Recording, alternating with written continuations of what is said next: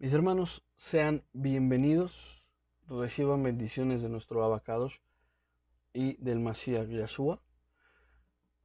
Estamos en otra entrega más del Evangelio de la Serpiente y en esta ocasión nos toca hablar de un tema pues bastante controversial y bastante delicado. Recuerden que todo se basa en la fe. Todo se basa en lo que nosotros creamos. De eso depende nuestra eternidad, de eso depende nuestro futuro. Si nosotros tenemos una creencia distorsionada, una creencia alterada, pues obviamente vamos a estar esperando un desenlace alterado y distorsionado de lo que es la realidad. Es por eso que hoy vamos a hablar acerca de una doctrina bastante socorrida en muchas iglesias, incluyendo la católica, incluyendo muchas de las denominaciones protestantes, y es el tema del infierno, este tema tan escabroso que a mucha gente le da temor hablar de este tema, por lo que se ha hablado y lo que se ha manejado acerca de el concepto que se tiene como infierno. Dentro de la teología cristiana, el infierno es uno de los estados postreros del ser humano al momento de la muerte.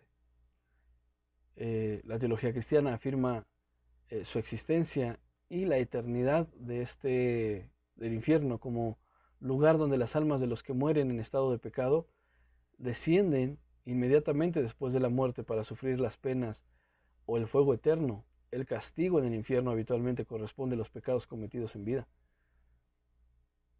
Esta creencia, esta forma de doctrina se ha impregnado en la gran mayoría de las corrientes cristianas, de las corrientes que dicen creer en el Mesías. Pero vamos a ir paso a paso viendo esta doctrina, ya que a los ojos de la Biblia, a los ojos de la Escritura, esta doctrina carece de sustento bíblico. Y muchos dirán, hermano, pero en la Biblia parece que se habla del infierno. Pues vamos a ir viendo poco a poco si es verdad que la Biblia habla del infierno o solamente es una mala traducción más de los términos y de las ideas hebreas que aparecen en la Escritura. La palabra infierno viene del latín inferum o inferus, que significa por debajo de o lugar inferior o subterráneo, y sustituye a las palabras Sheol del hebreo y Hades del griego en las traducciones más actuales. Según muchas religiones, es el lugar donde después de la muerte son torturadas eternamente las almas de los pecadores. El infierno pretende ser el equivalente al Gená del judaísmo, al Tártaro de la mitología griega, al Helheim según la mitología nórdica y al inframundo de otras religiones. El problema es de que el infierno no tiene absolutamente nada que ver con nada de estas dispensaciones, y vamos a ir viendo una por una, poco a poco cada una de ellas, para ver si el infierno tiene algún tipo de relación con estos lugares o con estas palabras que aparecen en la Escritura. San Agustín de Hipona, según lo que este teólogo católico dice, es que los niños no bautizados, aunque privados del cielo, sufren menos en el infierno que los adultos no bautizados. En el Islam y el cristianismo, de todas maneras, la fe y el arrepentimiento tienen mayor importancia que las acciones en determinar el destino del alma después de la muerte.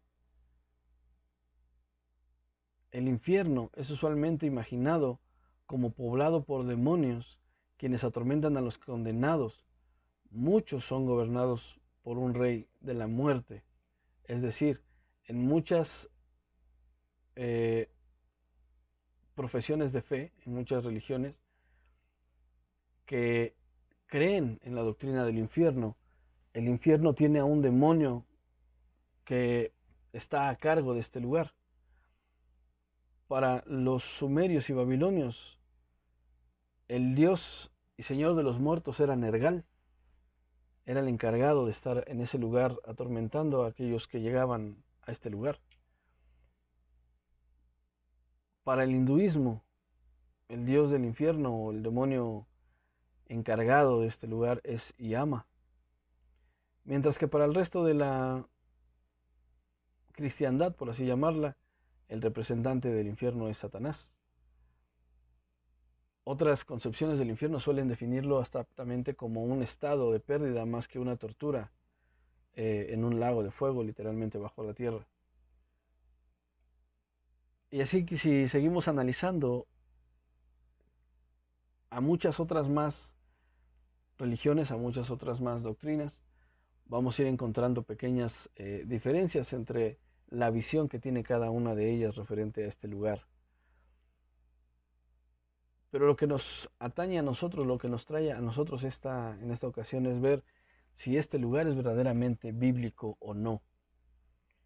Lo primero que tenemos que hacer es entender el significado etimológico de las palabras que aparecen en la escritura y que posteriormente fueron traducidas como infierno, y ver si tienen algo de relación con este lugar. La primera palabra que vamos a ver, el significado etimológico, es la palabra Sheol, que en hebreo y según el Antiguo Testamento es un lugar de oscuridad al que van los muertos. En Génesis 37, versículo 35, dice de la siguiente manera: todos sus hijos e hijas acudieron a consolarle, pero él rehusaba consolarse y decía: voy a bajar en duelo al Seol donde mi hijo y su padre le lloraba. Aquí estamos hablando de la historia de Joseph o de José el soñador, cuando llegan los hijos de Jacob y le dicen que una bestia había asesinado a su hijo. Era su hijo amado. José era el hijo que más amaba Jacob.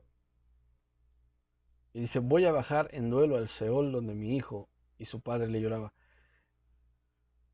Dentro de la concepción para los hebreos, es importante que tengamos en cuenta algo que ya hemos dicho anteriormente. La concepción hebrea de la vida eterna es de suma determinación, porque si nosotros no entendemos los conceptos que ellos tenían, no vamos a entender los conceptos de los cuales Yahshua hablaba y que muchas denominaciones que se dicen cristianas se apoyan para sus doctrinas. Es decir, si nosotros no entendemos el trasfondo verdadero y de a qué se estaba refiriendo Yahshua cuando estaba hablando con sus discípulos o con los fariseos, o las enseñanzas que están registradas en la Escritura desde la perspectiva de su origen, que es hebreo, vamos a torcer las Escrituras y vamos a crear una distorsión total de las doctrinas y vamos a caer en errores de interpretación y doctrinales que nos pueden costar muchísimo. El Seol, dentro de la perspectiva hebrea, es un recinto común o región a donde van los muertos. Deriva su nombre de la insaciabilidad de la sepultura, como si siempre estuviese pidiendo o reclamando más muertos o más almas. Esto al parecer da la idea de un Sheol, o que el Sheol es un lugar que reclama a todos sin hacer distinción, ya que acoge en su interior a los muertos de la humanidad. El Sheol no es un lugar de castigo, el Sheol no es un lugar de tortura, sino es un lugar a donde van todos los muertos sin distinción, ricos y pobres, grandes y chicos, mujeres y hombres, pecadores y justos. Van al mismo lugar y es una zona de descanso hasta el tiempo de la resurrección para la condenación o para la vida eterna. No existe ninguna palabra en español que transmita con exactitud el mismo sentido que el término hebreo Sheol. En la enciclopedia Collier, en el volumen 12, página 28, se comenta sobre el empleo de la palabra infierno en la traducción bíblica. Y dice así: puesto que el Sheol de los tiempos veterotestamentarios se refería simplemente a la morada de los muertos, sin indicar distinciones morales, la palabra infierno, según se entiende hoy en día, es una traducción totalmente errada, no es una traducción idónea. La palabra de Dios para todos dice así en el mismo versículo que habíamos leído al principio: sus hijos y sus hijas venían a consolarlo, pero él rehusaba todo consuelo, diciendo: no, voy a bajar enlutado a donde está mi hijo, a la morada de los muertos. Y continuaba lamentándose. No es un lugar de castigo ni es un lugar de tormento el Sheol desde la perspectiva hebrea. Dentro de la perspectiva hebrea es un lugar a donde van todos sin distinción a esperar por el gran juicio. Ahora, su equivalente en el griego es la palabra Hades.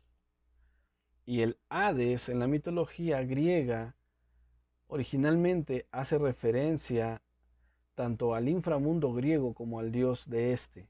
Recordemos que la triada o la trinidad de dioses griegos, o de los dioses más altos de la mitología griega, son Zeus, Ares, Hades y Poseidón.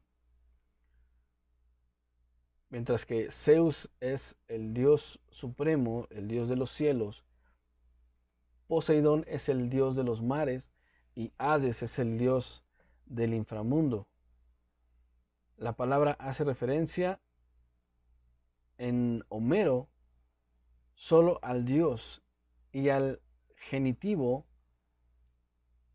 Aidou, que era una elisión para designar ubicación, la casa o el dominio de Hades. Finalmente también el nominativo llegó a designar la morada de los muertos. El término Hades en la teología cristiana y específicamente en el Nuevo Testamento es paralelo al hebreo Sheol, que es el sepulcro o la hábitat de los muertos, y alude a la morada específica de los muertos. El concepto cristiano de infierno que se parece un poco más al concepto griego del Tártaro, que es las partes más profundas y sombrías de la tierra, de las profundidades de la tierra, y es utilizada como una mazmorra de castigo. Entonces, cada que en la escritura nosotros vemos la palabra Hades, no es el infierno, no es una traducción correcta sustituir la palabra Hades por infierno, como lo han hecho bastantes traductores, que son tendenciosos a sus doctrinas y a las denominaciones o religiones que practican. Si bien, como dijimos ahorita, el infierno se parece más al Tártaro, el Tártaro también tiene una diferencia significativa con el infierno. El Tártaro, según la mitología griega, era la región subterránea ubicada en las entrañas de la tierra, como opuesto a la cúpula del cielo. Descrito como un lugar oscuro y situado en el fondo de la tierra, es un profundo abismo usado como una mazmorra, una prisión, dentro de las cuales para la mitología griega se encuentran ahí los titanes, aquellos que los grandes dioses como es Zeus, Hades y Poseidón, capturaron y los tienen ahí aprisionados. En muchas ocasiones no está claro el límite de lo que el Tártaro contiene. Lo único que sí es cierto, bajo la perspectiva de la mitología griega, es que se encontraba abajo del inframundo tan profundo,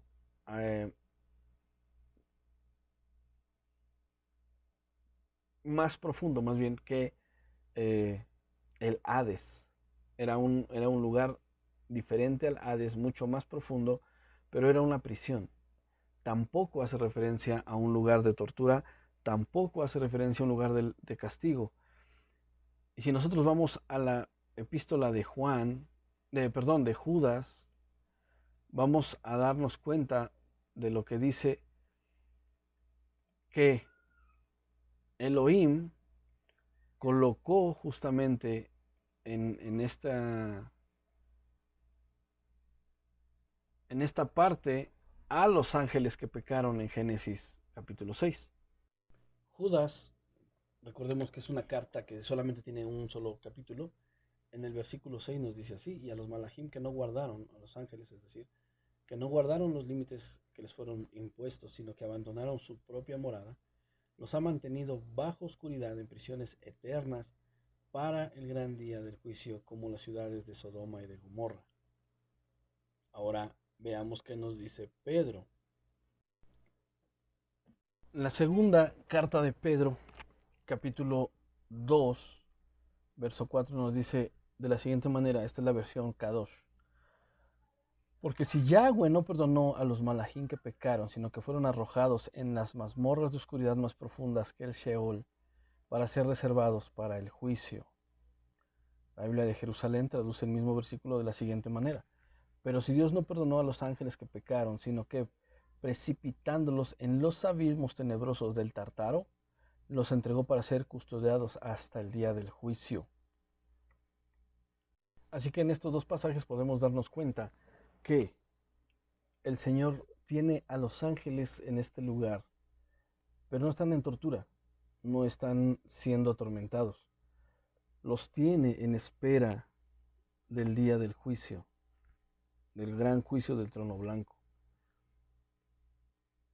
Por lo tanto, el Tártaro tampoco pudiera ser una palabra la cual equivaldría a lo que es la palabra infierno, tal cual la conocemos el día de hoy.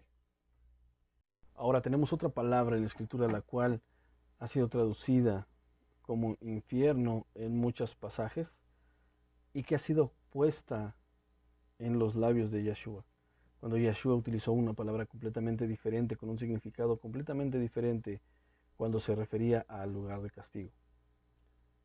Esta palabra es la palabra Gehenna, y esta palabra hebrea se deriva del término Heinom, que significa valle de Hinnom. Heinom también se llama Gai ben Hinnom, que significa el valle del hijo de Hinnom. Este valle estaba a las afueras de la muralla sur de la antigua Jerusalén y se extiende desde el pie del monte Sinaí hasta el valle de Cedrón. Es mencionado en la escritura en diversos versículos como valle de Hinnom, o como el valle del hijo de Hinnom, o valle de los hijos de Hinnom, que no tiene absolutamente nada que ver con la descripción del infierno,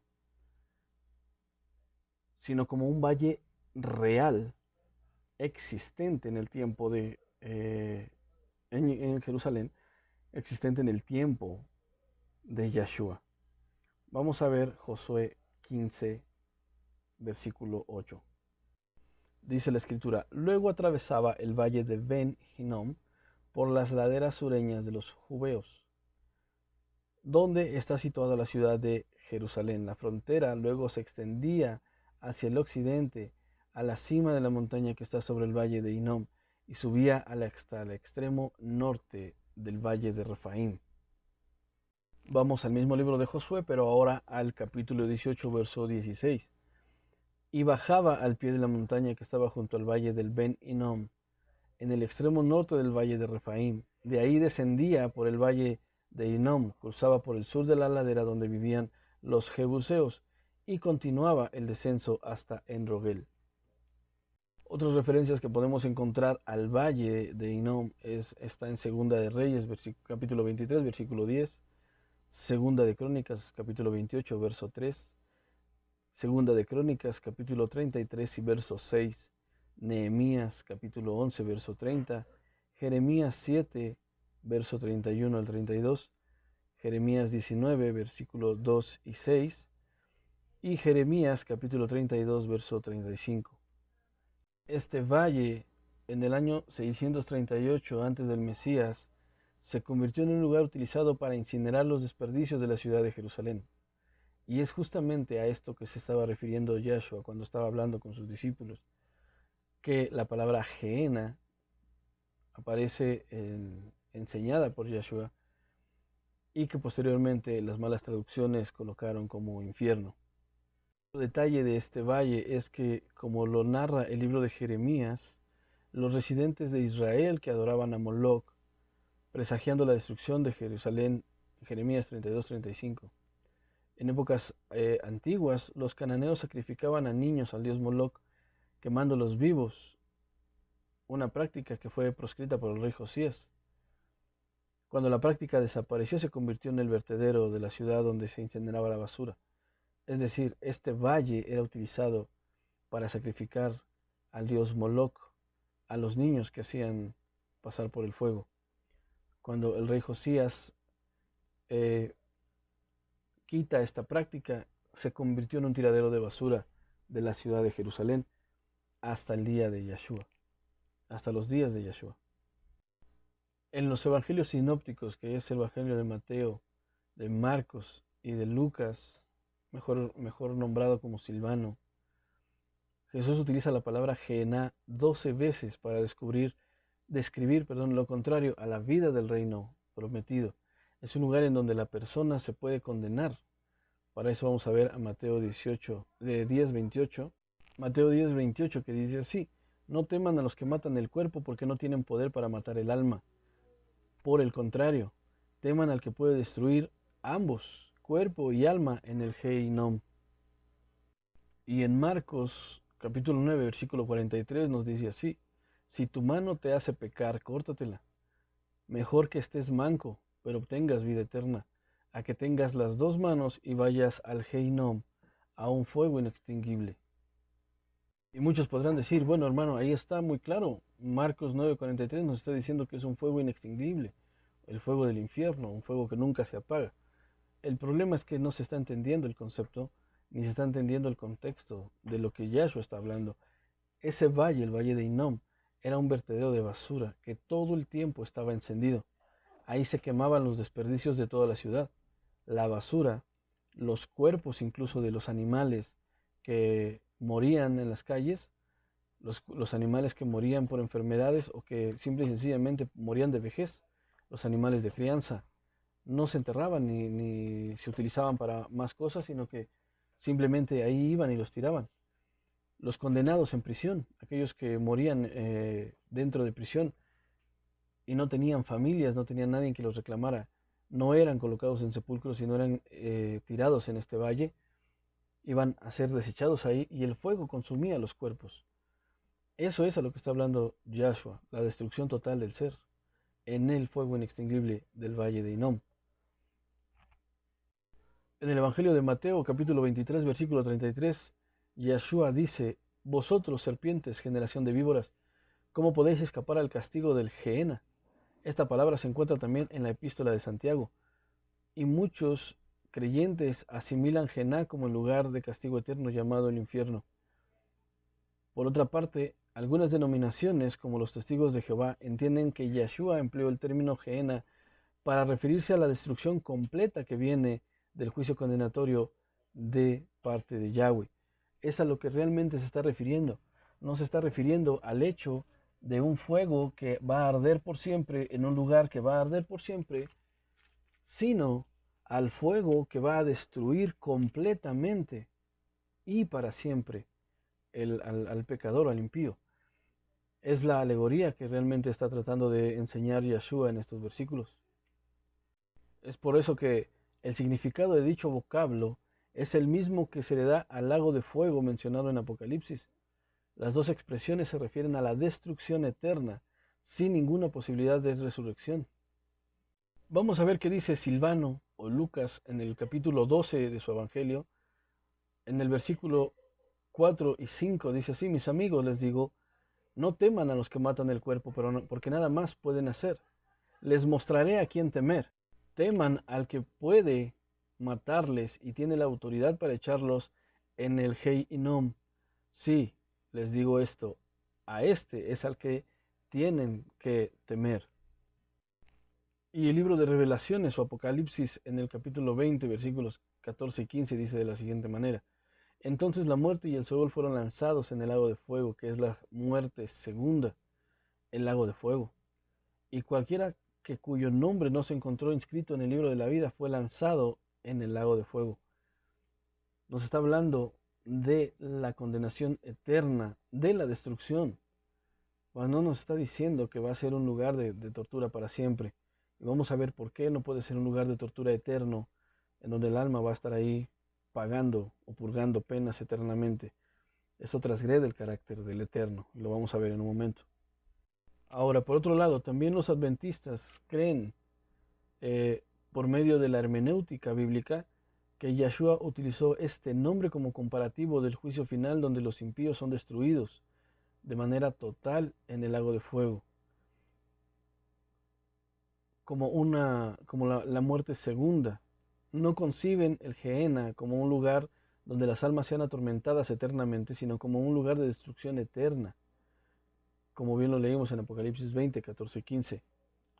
Los universalistas cristianos, que creen que el Señor salvará a todas las almas, interpretan las referencias del Nuevo Testamento al Gehenna con el contexto del Antiguo Testamento y concluyen que se refieren simplemente al inminente juicio divino contra Israel y no al tormento eterno para el pecador, es decir, doctrina del reemplazo, teología del reemplazo. Dicen que el infierno, las llamas del lago de fuego están simple y sencillamente determinadas para el pueblo de Israel, para el pueblo judío que no recibió al Mesías en su primera venida. Esto es una herejía, esto es completamente inaceptable dentro de las Escrituras. ¿Qué es lo que estamos viendo hasta el momento en todo esto que hemos estado aprendiendo? Hay corrientes aún dentro del cristianismo que bíblicamente, con hermenéutica, un estudio hermenéutico, han encontrado que el Gehenna, traduciéndolo a unas palabras más modernas, unas palabras más actuales que se puedan entender, el lago de fuego, el Gehenna, simple y sencillamente es como la silla eléctrica. Es el método o es el utensilio para la condenación, para llevar a cabo la ejecución del castigo, mas no es el castigo. El castigo es la destrucción total. La silla eléctrica solamente era el medio por el cual la sentencia se cumplía. Es exactamente el Gehenna, es lo mismo. Simplemente es el medio por el cual va a ser destruido el impío de una forma total. Ahora, decíamos hace un momento que la doctrina del infierno transgrede el carácter del Creador, transgrede lo que el eterno Yahweh es. Y esto lo vamos a ver muy bien explicado con una de las leyes que aparecen en la tradición del precepto jurídico judaico, y es la llamada ley del talión.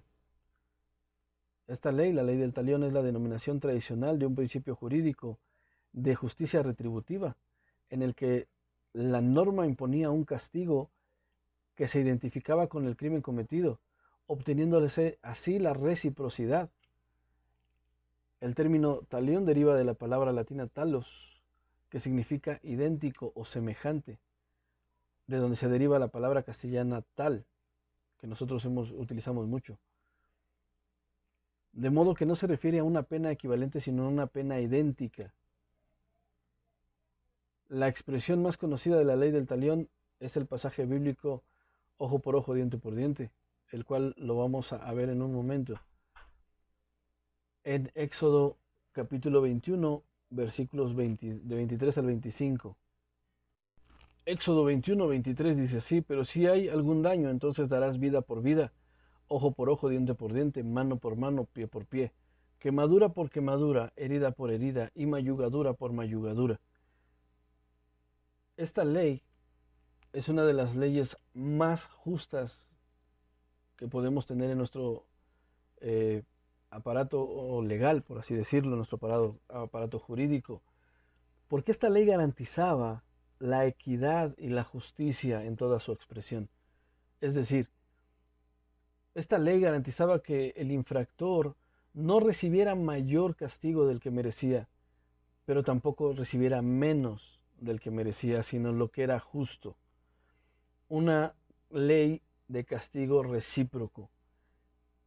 Basándonos en este principio de esta ley, podemos ver que transgrede completamente el carácter del Creador, la doctrina del infierno, ya que podemos ver que la vida del ser humano, su, su perspectiva de vida es alrededor de los 70 a los 90 años. En estos tiempos que vivimos, tal vez ya sea menos. Pero es un breve corto de tiempo en la vida o en la línea de tiempo del Eterno, ya que Él se mueve fuera del tiempo, Él no tiene una medición de tiempo. Sería injusto de parte del Creador y estaría violando esta misma ley que Él entregó al castigar al impío durante toda una eternidad por una fracción tan corta de tiempo en la existencia del Eterno. El castigo sería excesivo, el castigo sería injusto y el castigo sería desproporcional al pecado del infractor. El cristianismo dejó sin vigencia la ley del talión a raíz del sermón del monte pronunciado por Yeshua, en el cual se encuentra en Mateo 5, capítulo 5 del versículo 38 y 39, el cual dice de la siguiente manera: Mateo 5, 38, ustedes han oído lo que fue dicho a nuestros padres, ojo por ojo, diente por diente, pero yo les digo que no se resistan contra el que les hace mal, al contrario, si alguien te pega en la mejilla derecha, deja que te peguen también en la izquierda. Pero tenemos un problema en la traducción de este versículo, ya que en el texto original de Mateo, que fue escrito en hebreo, dice así: oíste que fue dicho ojo por ojo y diente por diente, pero yo les digo que el propósito de este mandamiento no es promover la revancha contra el que te trata impíamente, sino enseñarte cómo sujetar tus pasiones. Por tanto, al que te hiera la mejilla derecha, vuélvele también la otra. Es decir, como está escrito en Lamentaciones 3:30, que le ponga la mejilla al que lo golpea, que se harte de insultos. Es decir, que esta ley nos lleva ahora en lo que Yahshua nos enseña en el Sermón del Monte, es a controlar nuestras pasiones y a no tomar venganza. Si la otra persona está abusando de alguna de sus posiciones, ya sea de... Si hay alguna persona que está en posición de autoridad y esta persona de autoridad abusa, esta persona que está en autoridad se excede en algún trato contigo, lo que está hablando el Sermón del Monte es que no busques venganza. Esa es la ley para los creyentes. Esa es la ley para aquellos que practican la vida en Yeshua. Que no trates de vengarte. Pero aquellos que van a ser condenados, estamos hablando de gente que no conoce ni siquiera a Yeshua. Estamos hablando de condenados, estamos hablando de impíos. Aquellos que transgreden y que están en contra de la voluntad del Eterno. Para ellos esa es la que se aplica la ley del talión. Para ellos es a los que se aplica la ley justa del Eterno. Porque esto se complementa cuando el Eterno dice: no busquéis vengarte, mía es la venganza, yo daré el pago. Lo que nos está enseñando Yeshua no es a no llevar a cabalidad la ley del talión, sino pasar la ofensa a otras manos, es decir, dejarlo en manos del Eterno y el Eterno dará el justo castigo y nosotros no buscar venganza. Eso es a lo que se refiere Yeshua en el Sermón del Monte. En ningún momento está invalidando la ley del talión, porque es la ley dada por el Eterno y esa ley es justa, esa ley es perfecta. Es por tal motivo que si nosotros creemos en la doctrina del infierno, estamos transgrediendo completamente el carácter justo, equitativo, misericordioso del Eterno, porque dentro de esta ley también actúa la misericordia del Eterno, al no dejar que el impío reciba mayor castigo. Está siendo misericordioso con él.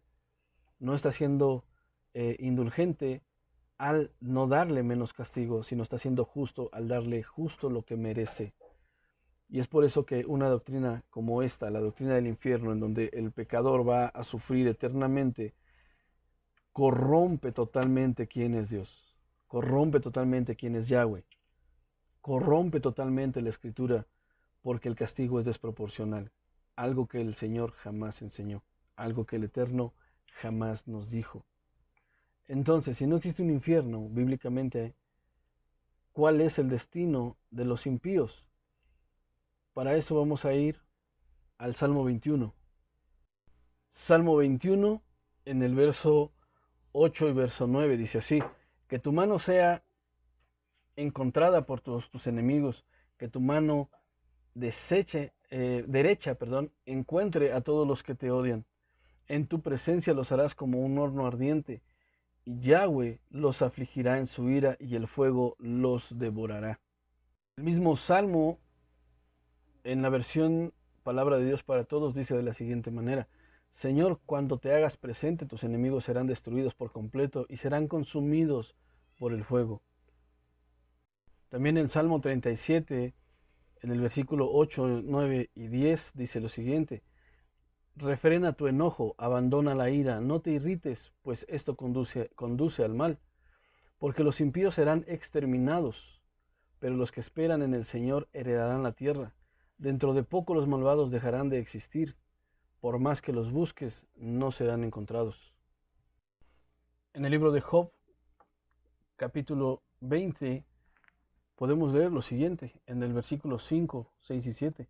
Aunque el triunfo de los malvados ha durado poco y la alegría de los que viven sin Dios ha sido pasajera, aunque el orgullo de los incrédulos llegue hasta los cielos y toquen las nubes con la cabeza, aún así ellos desaparecerán para siempre y serán desechados como su propio estiércol.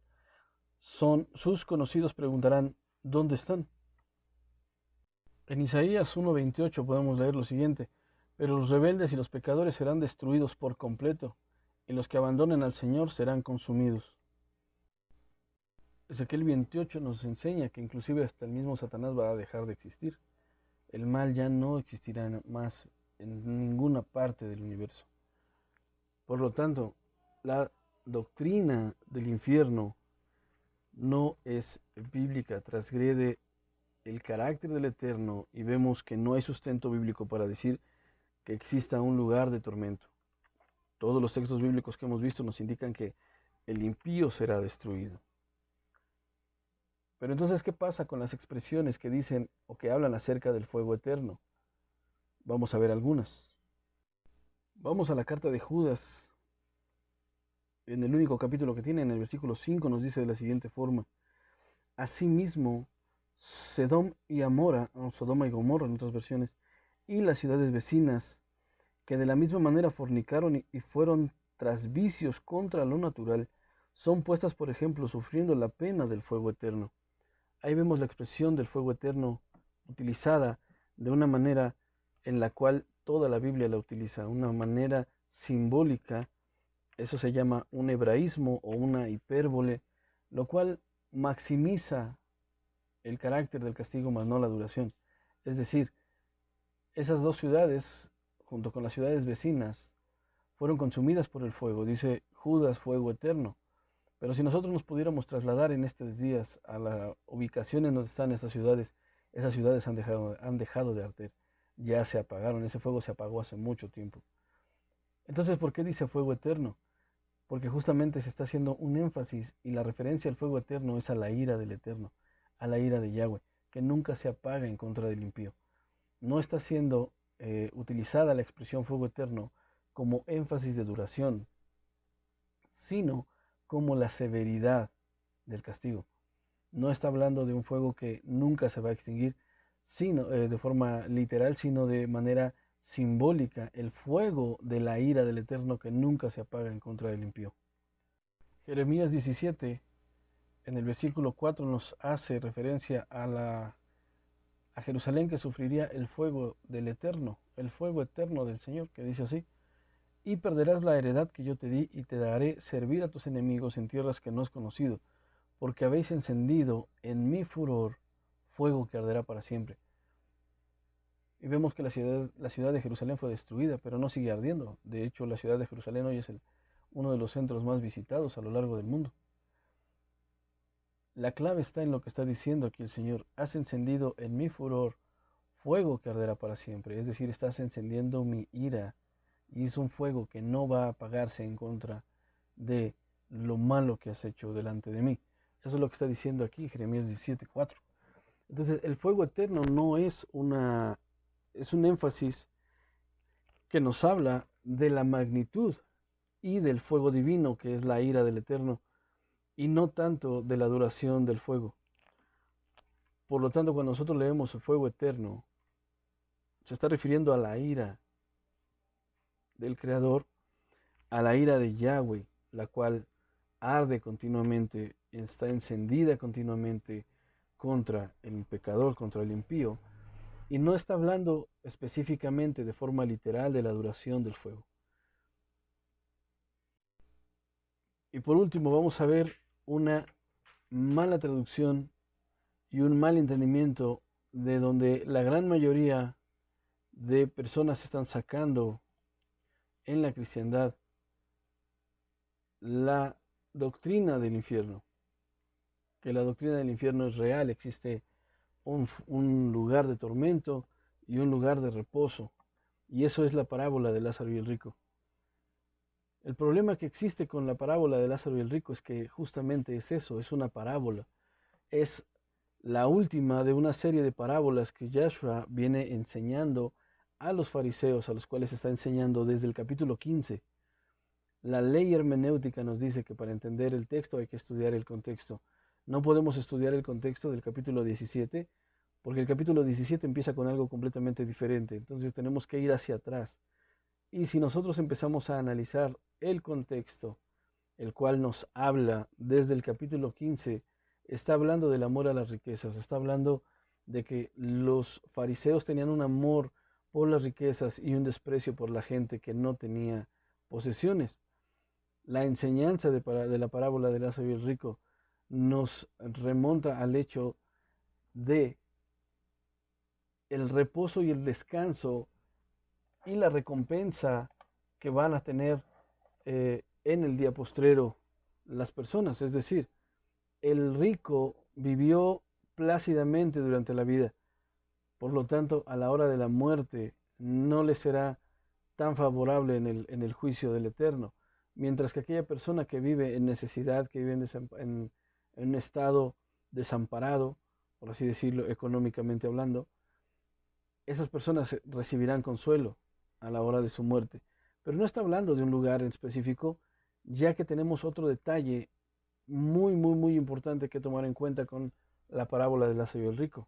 Mucha gente toma esta parábola como literal y saca doctrina de esta parábola, pero teológicamente cualquier teólogo que se respete puede dar buen testimonio de que es un error teológico y es un grave error doctrinal sacar doctrina, sacar enseñanza espiritual y literalizarla de una parábola. Porque las parábolas no son literales, las parábolas son ejemplos figurados que utilizaba Yeshua para dar a entender una verdad espiritual. Por otro lado, la parábola de Lázaro y el rico era un cuento muy conocido en los tiempos de Yeshua. Es decir, esta parábola, este cuento que dice aquí Yeshua a los fariseos, era una adaptación en donde Yeshua colocó personajes conocidos como lo fue eh, Abraham, justamente para que se entendiera dentro del concepto y la perspectiva de los judíos. Pero en realidad la parábola de Lázaro y el rico pertenece más a la cultura egipcia. La parábola de Lázaro y el rico es una leyenda, es un cuento muy conocido en el tiempo de Yeshua, de origen egipcio. El nombre original de esta parábola o de este cuento es la leyenda de Bar Mayán. Yeshua simplemente tomó una fracción de este cuento y lo transportó a la visión hebrea, a la visión judía, colocando a Abraham como uno de los personajes conocidos y dos nombres ya altamente reconocidos dentro de lo que era el judaísmo, lo que es Eleazar, que se tradujo como Lázaro, y al hombre rico. Cuando Yeshua hizo esta parte, los fariseos a los cuales estaba dirigiéndose en ese momento, entendieron perfectamente de lo que Yeshua les estaba queriendo tratar de decir, porque conocían la historia de Bar Mayán. Por lo tanto, la parábola de Lázaro y el rico, teológicamente hablando, no es apta para sacar doctrina, porque ni siquiera es de lo que está hablando la parábola. Ni siquiera es de lo que Yeshua está tratando de hablar con los fariseos. Está hablando del amor a las riquezas, no de una instancia de pertenencia o de permanencia posterior a la muerte. En ningún momento Yahshua iba a cambiar la perspectiva hebrea que tenían de la muerte. Como ya lo hemos visto, ellos tenían la idea, los hebreos tenían la idea, los judíos tenían la idea de que al morir la persona iban directamente al Seol, al lugar de los muertos, al sepulcro, a la espera de la resurrección para el castigo eterno o para la vida eterna. En ningún momento Yeshua iba a poner un lugar intermedio como lo es el infierno o como lo es aún peor el purgatorio, que es un invento católico de recaudación económica a través de las indulgencias papales. Esto no tiene absolutamente nada que ver, la parábola de Lázaro y el rico no tiene absolutamente nada que ver. Es algo que muy fácilmente ustedes pueden constatar desde algún buscador de internet, simplemente con buscar la leyenda de Barmayán, y van a ver que los va a llevar directamente a la parábola de Lázaro y el rico. Por lo tanto, no hay sustento bíblico, como ya lo hemos demostrado durante todo este tiempo que hemos hablado de este tema, para sostener la creencia en el infierno, para sostener la doctrina del infierno. Esta es una doctrina satánica que fue infiltrada en la iglesia a partir de los tiempos de los macabeos, en las cuales ya se venía planteando una idea de un cielo muy diferente al que los hebreos tenían en perspectiva ya como una cuestión de cultural y religiosa. Estas ideas fueron tomando cada vez mayor fuerza hasta que en los años 1322 al 1325 un escritor florentino llamado Dante Alighieri publicó su novela La Divina Comedia. Esta novela de este autor, nacido en Florencia, inspiró a muchas personas de la curia católica e injertaron la visión de Dante Alighieri en sus doctrinas. Dante Alighieri es el responsable de la visión que tenemos hoy en día del infierno. Nada de lo que está escrito en la Divina Comedia tiene que ver con una cuestión bíblica, pero todo lo que tiene que ver con el infierno tiene mucho que ver con la enseñanza o con la perspectiva que tenía Dante Alighieri en su comedia. De ahí se toma todo lo que nosotros hoy conocemos como el infierno y todo lo que hoy tenemos como el purgatorio, ya que al comparar los estados en los cuales la Iglesia Católica ha identificado como infierno y ha identificado como purgatorio, son exactamente iguales a los descritos en la novela del escritor florentino. En manos de un célebre personaje de la Iglesia Católica llamado Johann Tetzel, quien fue un fraile dominico cuyo nombre pasó a la historia eh, por estar ligado al tráfico de las indulgencias, a la venta de las indulgencias. Estuvo enseñando acerca del purgatorio en numerosas regiones de Alemania. Él ingresó al convento dominico de San Pablo en 1489 y en 1514 comenzó la venta de las indulgencias. Pero lo que él hacía era simple y sencillamente ir de campaña en pueblo a pueblo, dándole a la gente entendimiento acerca del purgatorio, algo que sacó de la novela de La Divina Comedia de Dante Alighieri. Ese es el origen real de lo que hoy nosotros conocemos como el infierno. No tiene absolutamente nada que ver con la escritura, no tiene absolutamente nada que ver con una doctrina bíblica. Así que históricamente y bíblicamente jamás se ha enseñado en la iglesia primitiva, en los primeros 2 siglos de la iglesia, nunca se enseñó nada acerca de un lugar de sufrimiento, de un lugar de tormento.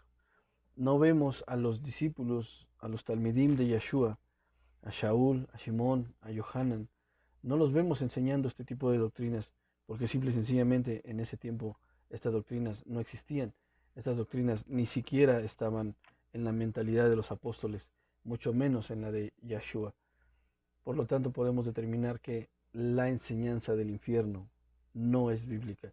Y por lo tanto el infierno como tal, como lugar de castigo, como lugar de tormento eterno, es una herejía, es antibíblico, es una blasfemia que no tenemos que estar predicando ya más en los púlpitos y decir y hablar con la verdad delante de los hermanos. La destrucción total es algo mucho peor. Se puede escuchar algo muy sencillo, se puede escuchar algo muy fácil, se puede escuchar algo sin tanta profundidad, pero piensen en esto, hermano. Puedan imaginar por un segundo estar delante del tribunal del Eterno, en el juicio del gran trono blanco. E imaginen que ustedes son los que van a estar compareciendo ahí. El dolor, el sufrimiento que le va a causar a la persona, el ver, supongamos, un hijo, un varón que está delante del Eterno, a punto de recibir la condenación al fuego, a la destrucción total. Imaginen a ese chico poder ver entre los testigos que van a estar ahí presentes en el gran juicio del trono blanco, que van a ser los salvos.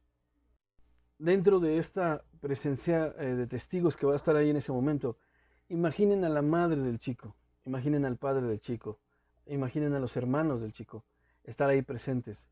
Obviamente ellos no lo van a reconocer porque ya no habrá sufrimiento en ese momento. Y una madre que vea a su hijo ir a la condenación sería sufrimiento para ella.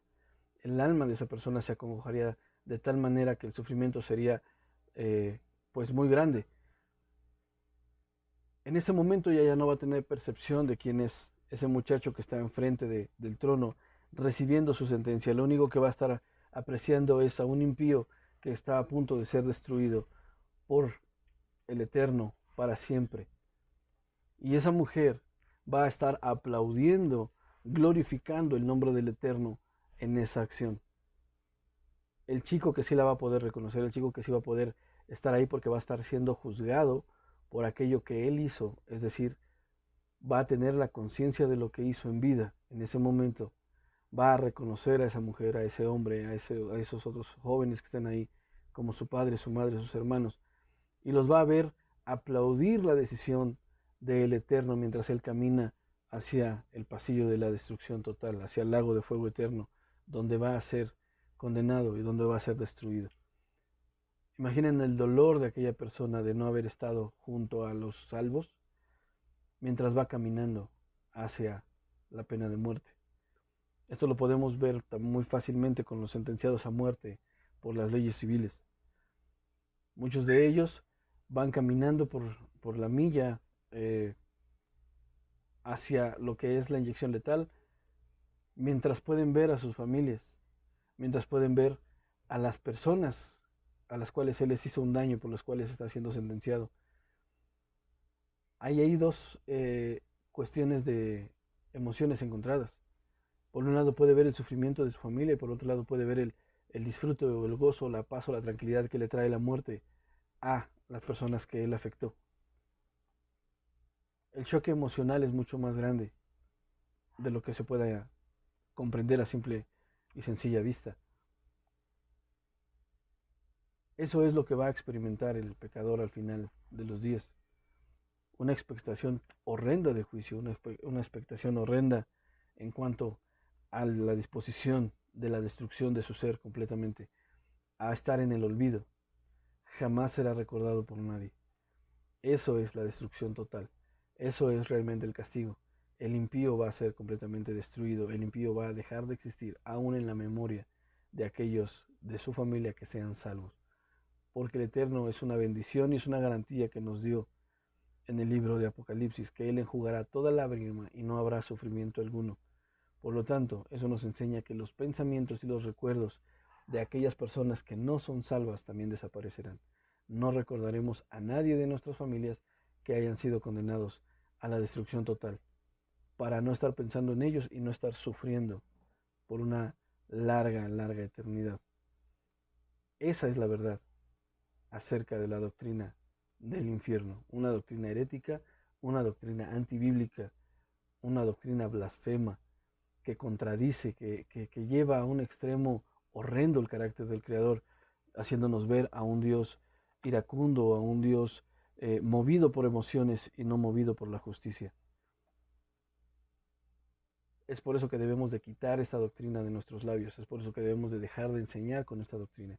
Y hay muchos hermanos que a pesar de que se les ha confrontado con estas verdades bíblicas, reconocen que la doctrina del infierno no es bíblica, pero se escudan diciendo que aunque no es bíblica es necesaria, porque es la única manera en la cual podemos tener el control de los congregantes al manipular el miedo de estos. Recuerden que la base de todas las religiones es la ignorancia. La ignorancia le da poder a la religión. Mientras más ignores acerca de las cosas del Eterno, más control puede tener sobre ti una religión.